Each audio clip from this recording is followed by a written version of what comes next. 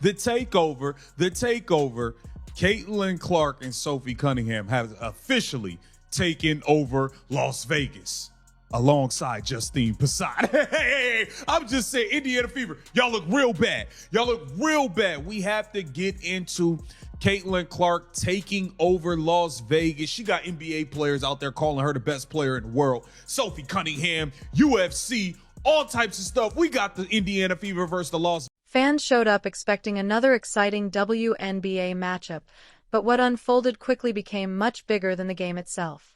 Suddenly, the spotlight shifted from the action on the court to growing tension surrounding the Indiana Fever, a fiery microphone moment, and comments from Sophie Cunningham that sent social media into overdrive.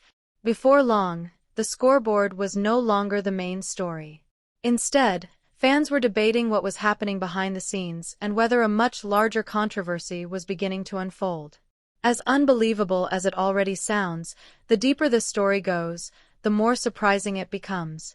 Guys, is it safe to say that outside of Caitlin Clark, the most popular WNBA player is her teammate, Sophie Cunningham? Now, Sophie Cunningham is not a superstar, okay? Caitlin Clark, face of the league, the money train for the players, but there's no doubt about it, guys. Sophie Cunningham is extremely easy on the. Ironically, the WNBA's biggest conversation is no longer about game-winning shots or championship races. Instead, it all started because one player finally decided she had seen enough. I'll be saying, right now, I feel like Stephanie White should be in jail right now. Like, straight up, enough is enough. Enough is enough. I've been saying this since last season she an Asian, bro. Something ain't right here with this woman. In case you guys didn't know, Caitlin Clark will be playing tomorrow versus the Aces. She will be on minute restrictions. She's saying 20 minutes around it. Why? Why is it 20 minutes? Why? Caitlin Clark said she was fine after last game. Said she wasn't even winning. The way you played her. One emotional moment quickly grew into a league-wide controversy, placing Sophie Cunningham at the center of the debate. Yet through it all, she never appeared to regret what she had said or the stand she had taken. And a star is born. Sophie Cunningham, she's not an overnight sensation anymore. She's not just a meme. She's not just somebody who put J.C. Sheldon in a headlock. She's not just somebody who went 2v1 against the Connecticut Sun. She's not somebody who pointed at DeWanna Bonner. Sophie Cunningham has officially hit the mainstream. She has now placed herself as one of the 3 top stars of the W. Throughout professional sports, players have long been praised for standing up for their teammates.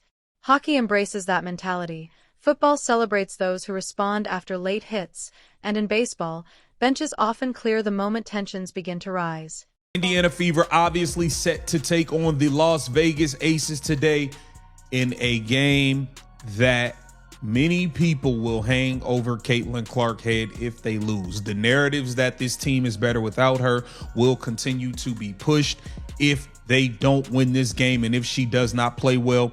I feel like Stephanie White is going to try to sabotage her with a minutes restriction, but we'll get to that later. The takeover has been underway. Caitlin Clark took over NBA Summer. Basketball has always walked a fine line between physicality, emotion, and discipline, and that's exactly why this moment struck such a nerve. By the closing stages of the game, many fans believed Caitlin Clark had once again endured relentless physical defense and constant contact. Whether every foul deserved criticism was up for debate, but few disagreed that Clark had become the focus of unprecedented attention. Every game sparked fresh arguments, with replays flooding social media and analysts debating whether defenders were simply playing hard or crossing the line. As the tension continued to build, Sophie Cunningham decided she had seen enough. Following another heated sequence involving J.C. Sheldon and Clark, Cunningham committed an intentional foul that immediately changed the atmosphere, sending a clear message that the Fever were no longer willing to let every confrontation go unanswered. Sophie Cunningham, the blonde bomber, getting her revenge on the Phoenix. for booing her all night, for putting DeWanna Bonner, the paperclip quitter, in check. Take that, Phoenix. Sophie, the black belt, the blonde bomber. Sophie Cunningham. Y'all remember Phoenix Mercury? Y'all tried to do that shit.